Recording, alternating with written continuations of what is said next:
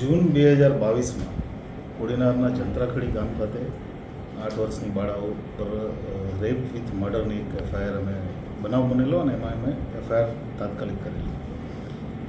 Police ઘટના સ્થળ પર તરત પહોંચી ગઈ, આરોપી અરેસ્ટ કરેલો અને એક એસઆઈટીની રચના પોલીસ દ્વારા કરવામાં આવેલી.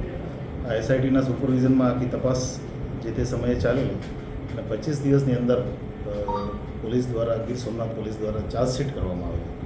આજે એ કેસ કોર્ટમાં ચાલી જતા જે આરોપી છે શામજી સોલંકી એને કોર્ટ દ્વારા ફાંસીની સજા નામદાર કોર્ટ દ્વારા જાહેર કરવામાં આવી છે અને જે પોલીસે જે તે સમયે જે કામગીરી કરેલી છે ઉપરાંત અમારા જિલ્લામાં જે ડીજીપી છે એમની પણ કામગીરીને કારણે આ શક્ય બન્યું છે.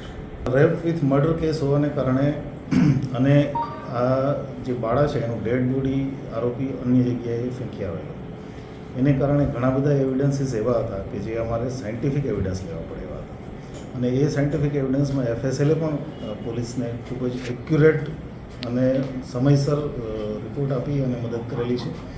સાથે સાથે આમાં જે સાહેદો લેવામાં આવ્યા હતા એ તમામ સાહેદો ગામના જ હતા અને એ તમામ સાહેદો બહુ જ સારી રીતે એમણે કોર્ટમાં જુબાની આપી, એને કારણે થઈ અને ડીજીપી સાહેબની દલીલને કારણે થઈને આ જજમેન્ટ સરકી ગયું છે. આપને ધ્યાને મૂકી દઉં કે રાજ્ય સરકારની પોક્સો કેસની વિરુદ્ધમાં પહેલેથી જ એક નીતિ રહી છે કે વહેલામાં વહેલી તકે ચાર્જશીટ થાય અને એમાં ચેક ટોપ લેવલથી સરકાર દ્વારા ફોલોઅપ પણ લેવામાં આવે છે.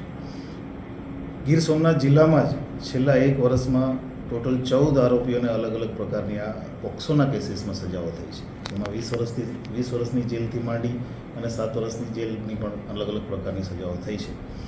આ કેસમાં અમે 25 દિવસમાં ચાર્જશીટ કરી અને નામદાર કોર્ટમાં રજૂ કરેલી.